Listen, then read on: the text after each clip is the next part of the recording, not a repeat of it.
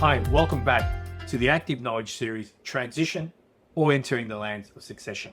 This is the second of the 4 introductory sessions into transition, just to give you a sense of what it involves and the tasks you need to undertake. The first presentation, I spoke to transition as a general topic and gave you a sense of who it applies to, why it is important, and what it involves. In the second session, we dig in a little bit deeper. We're going to look at the guiding principles of succession. There are 9 guiding principles, 8 core principles, 1 overarching principle. We're just going to look at each one and just see what actually is a guiding principle and what it means. These are signposts. These are benchmarks. These are guiding principles. These will help you understand the way you should journey through the succession process, the things which you need to get right to make sure it's successful. So let's begin to look at these principles and just see what they are and what messages they carry for us. We're going to refresh our minds on that topographical map which you saw before, and then we're going to pull out the guiding principles, which are actually embedded in each one of the lands, but we'll just look at them in total for this introductory one. So there is our topographical map. Again, refreshing our mind, there is a starting point, there is goals, family, legacy, wealth, business, and decisions. So the guiding principles gives us some foundation steps for each one of those lands and the things we are seeking to achieve in each one. What are the 8 core principles? Let's do those first and we'll come back to that 9th one at the very end. Principles. 1, start with readiness. 2, succession is not retirement. 3, set your goals before commencing the journey. 4, harmony is a must. 5, plan early, start earlier. 6, equality is not equal. 7, ask before you get lost. And number 8, price is not first. Some of these are pretty much common sense, but it's important we just flag them, we signpost them, because as we're making decisions, as we're seeing things happening, and as we're looking through the journey, it's important we go, yes, we're still following that signpost. We're still following that guiding principle. Because if we don't, we will fall, we will falter. So let's go through each one and just see what each one of these guiding principles gives us by way of messaging.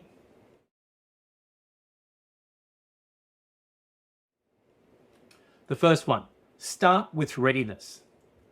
Succession is a significant capital transaction, should be viewed in this context. It is the most important capital transaction you will undertake. And if you think of anything where you've gone out and you've acquired a significant business, you've merged with someone else, you've sold something off, the due diligence and preparation you undertake and the project team you pull together to make it a success are significant. Succession is no different. It is not a back pocket project which you do when you can. So before you commence any serious journey, preparation is a must. The journey of succession, no different. The incumbent team, next generation team, they've got to get ready for this. They've got to get their head around what in actual fact it involves. There's got to be a clear start, not a dribbling. We'll talk about it next year.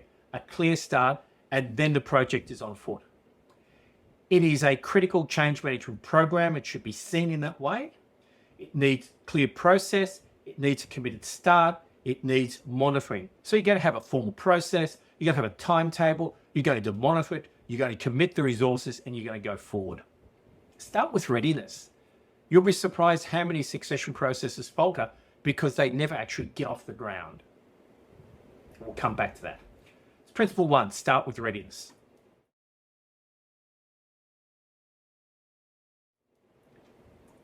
Principle 2, succession is not retirement. This is such a barrier if this is not put in the right perspective. This is about getting your head in the right place. Not only your head, but everyone else's heads. The family, the advisors, other stakeholders, everyone getting their head in the right place. All on the same page. Succession is not about getting old, stepping down, surrendering, giving up, not being able to contribute anymore. It's nothing to do with any of that. If that's where your head is, scrub all of that and start it clean. They are negative beliefs which will undermine and stop the succession process. You and everyone who supports you in this process must see succession as about being the evolution of the business. It is about growth, opportunity, and building the future while you are there today. It's about the incumbent team taking responsibility for future-proofing the capital value of the business and also ensuring that the next team is capable, competent, and experienced to take the business to the next level. Succession is the legacy you leave. Coming up on the screen is just a list of stakeholders. If we just spend a moment, we look at that and see the scope of all the people who are going to be touched by your succession process. All of those people need to have their head in the right space. So communication of what the principles are, the setting of the right goals to express that become quite important. Principle 2, succession is not retirement.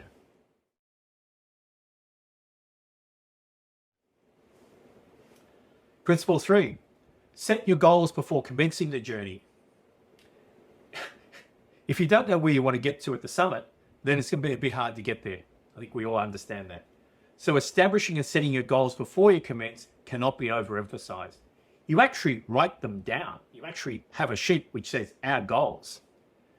It is a contribution from many of the people in that stakeholder group. It is about the incumbents. What do they wish to achieve? It's about the possible new generation. What do they wish to achieve? It's about the realities of what we can achieve. It is about the things we need to do to achieve compounding of wealth, unity, growth, contribution. They must be clear, they must be measurable, they must be compelling. There must be stepping stones which show how we achieve them. There must be a sense of that. The goals you establish before you commence will instruct and guide everyone participating in the process. They provide motivation, they act as a lighthouse, they provide a basis for an agreement and an intent by all involved in the process of what we're seeking to achieve. It provides a clear path for delivery, those stepping stones. It serves as a benchmark. Are we actually achieving and delivering what we wanted to, the goals? And for our external advisors, it becomes a very clear focus for them. This is our succession process. This is what we're seeking to achieve. So when you step into that land of goals, setting those goals with your independent succession advisor is critical. Principle 3. Coming up on the screen now, you can just see just a very simple set of goals. The goal, the compelling reason, the resulting outcome. You may start with something as simple as this, and you'll begin to build it as you go forward and break it out and detail it. Goals are not locked in concrete when you first set them. They're the guideposts, again, to allow you to go forward, and typically you expand upon them.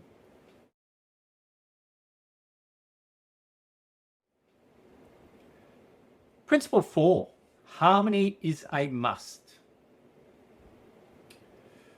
Achieving harmony is really about leadership. It's about communication. It's about what you bring to the table in terms of what this process is about and how you're seeking to achieve it. It's expressed in your goals in some way. But it's about creating, sustaining, and enhancing harmony through the succession process. This is the outcome you must achieve. It's vital. If you don't do it, your succession process will falter, and if not in this generation, the next generation, and the wealth will be lost.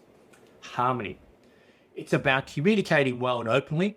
It's about listening, actively listening to what people are saying and appreciating their positions. It's about actively inviting contribution. It's about updating people, but it's allowing people to feel this sense of contribution. I am actually being heard. I am one of the stakeholders. I am one of the family members. My views, my opinions are being heard. They're being honored. It also allows you to keep absolute focus on those initial goals, because as you're seeking harmony, the goals are in the center and you're asking everyone to speak into them. And that just gives you that central point to step forward from. It gives you a way to connect and communicate with people. What are we talking about? The goals we are setting. It is about integrity. It is about truth. It's about openness. It's about frankness. It's being able to have the difficult conversations.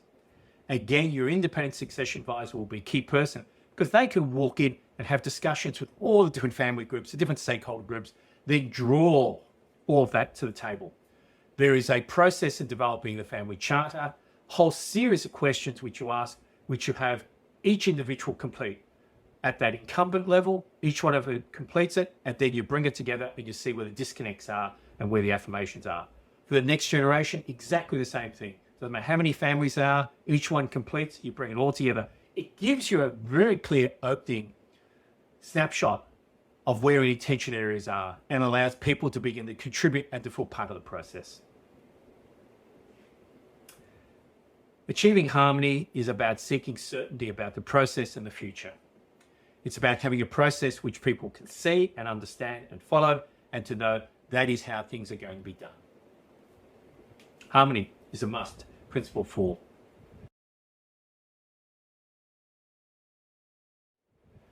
Principle 5, plan early, start earlier. And we've spoken about this previously. If there was a single piece of advice for those who had completed the succession process and were looking back and were being asked to answer the question, what would you do again in a different way? Their answer was, start early. Start as early as you can, was their advice. They would start their processes earlier. Time is a real luxury in one sense, but time allows you just to work your way through things and to get them at a better level. You don't want to be rushing the succession process.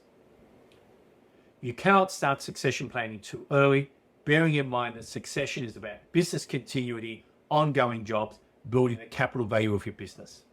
It's not just about where you're going to pass something to. It's a lot more than that, because you're seeking to compound wealth. It is about identifying the stepping stones. It is about articulating the goals. It is about understanding the challenges which are going to be there. It is about bringing everyone in that stakeholder group we saw before on the journey with you. It's about understanding the financial requirements of the business and the families involved in it, for this generation and for the next generation. It is about building the capacity of that business to create the wealth which will be necessary to support the families as they go forward. For example, plan early, start earlier, don't leave it until the end. If you do, you only diminish your wealth.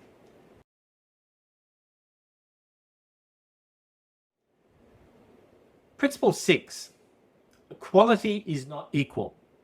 Say that again. Equality is not equal. How can equality not be equal? What the principle is basically saying is, equality doesn't mean everyone gets the same amount. That's not necessarily equality. Just turning around and saying, here's the pie, let's cut it in 6 parts, everyone's got 1/6, everyone is now equal. No, it does not work that way. That is not equality, that is not fairness, that will not necessarily underpin harmony. Achieving equity can be challenging. Again, going back to that research which was undertaken and listening to people, and just listening to people in the succession process as they're going through it. Experience. The way in which you divide the wealth up across family lines and finding that fairness is really challenging. Because you have certain family members saying, can I have this? Others saying, can I have this? And others saying, honestly, want no part of this. And finding that sense of, have I done the right thing by everyone? Can become quite difficult. So equality is not equal. It's about finding the right balance of what? Participation, ownership, control, actual distribution of wealth. Who is involved in the businesses, the active businesses which are running? Who are not involved? Who wants to be involved? Who does not want to be involved? What gets paid out to those who want nothing to do with the businesses? What happens to those who are in the businesses? What is equity for them? It starts with setting principles. What are the principles which we believe will underpin fairness across the family in this next generation, and also our generation, because we're the ones who have built it and stepping away from it? What are the principles? And then once the principles have been established and have been circulated, communicated, and discussed, then you look at how those dollars work. You, in actual fact, don't do the opposite. You don't go straight to dollars. Establish the principles, get a sense of what is fair, then run your sums, then finalise them.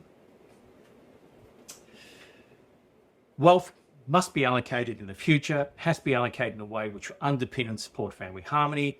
You must seek a fair basis on historical and future contribution, but just fairness. It's going to require you to involve early and openly all family members and seek their thoughts on what is fairness. It's going to require you to establish, explain, and seek contribution as you're doing that on the principles by which you will allocate wealth, make your decisions. You have to determine the impact of those decisions and look at the sums and see whether there's anything which has come out in a way which was not your intention. It requires open dialogue, keeping everyone informed and maintaining that dialogue, not allow people to feel something is happening which is not being involved in. It's an area in which you must include your partner, your spouse, in these discussions. One, they're a participant, but two, they're Advice you will find is usually quite valuable, and they can be an active supporter to bring all family members along with that. They can have the discussions, which sometimes others in the family can't have. You'll need to make a decision. It needs to be fair, it needs to be communicated clearly, and you need to move forward from that. Equality is not equal. It is a complex, possibly, area to go into, but just remember, it doesn't mean I divide equally. It doesn't quite work that way.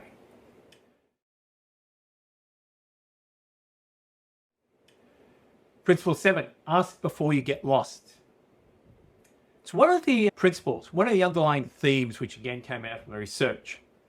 It's about early consideration of issues. It's about forward planning. It's about clear processes. It's about independent objective thought. It's about mediation. It's about communication. It's about the need for someone who has experience in succession who can act as your guide.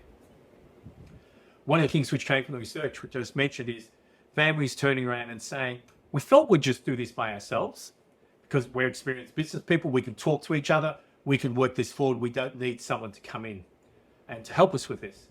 But what they found as they started the process and as they started to have the discussions was the exact opposite.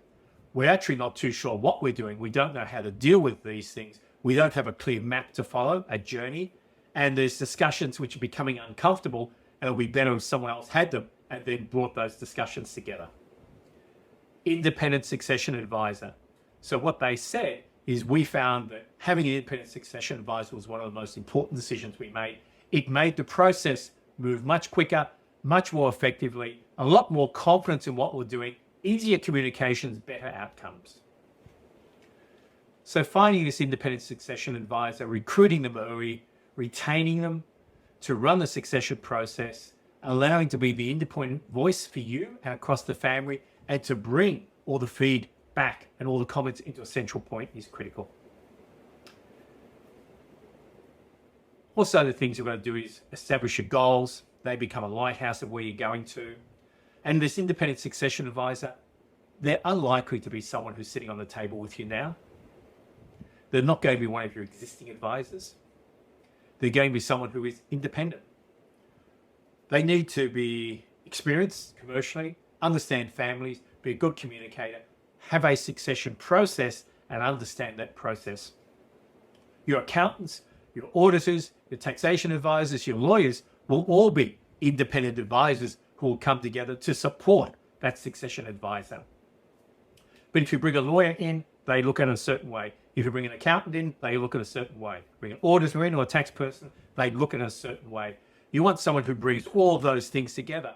Someone who comes to the table and looks at it through the lens of succession, which is about enabling the compounding of wealth from generation to generation while ensuring family unity, individual growth, and a sense of contribution.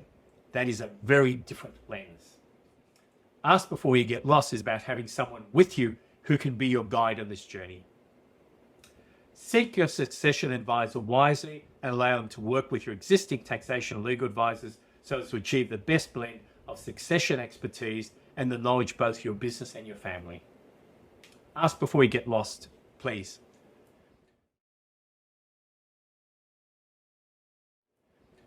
Principle 8, price is not first. Often succession processes commence with what is the business worth? What's the value? How much money can I get for it? Who can buy this from me? And what capital value is there? It is better to leave price to the side. Succession transition is about building the capital value of the business. Build the capital value and price is a function of that.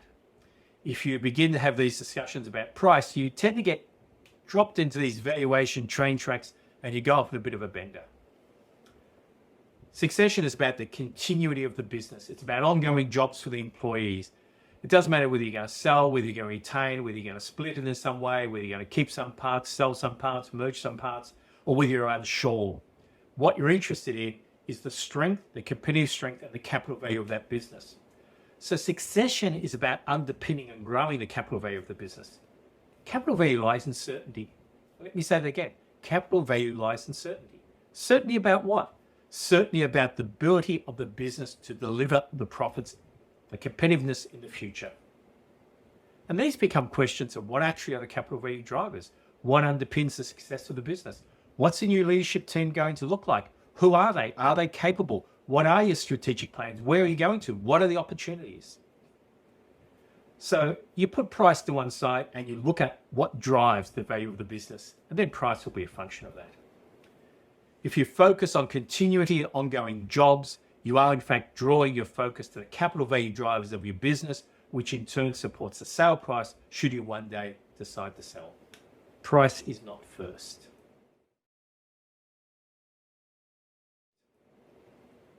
Can I just walk through those 8 core principles again?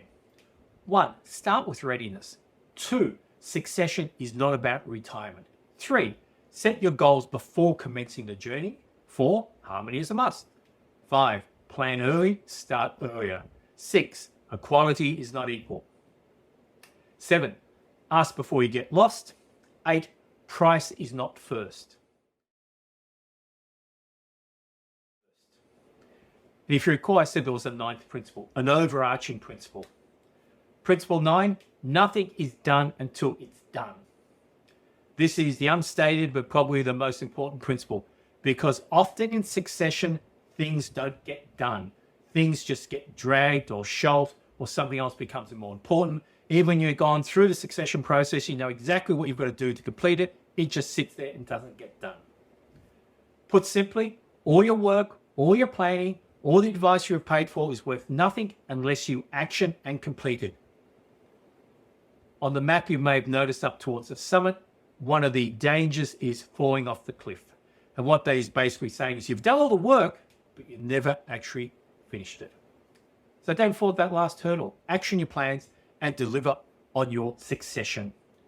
Deliver on compounding your wealth from generation to generation, unity, growth, contribution.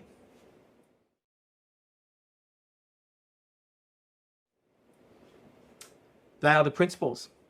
Use them as a benchmark for your decisions and your actions. They're signposts, but as you're making decisions, as you're looking at the way in which your succession process is running, are we actually ticking these off?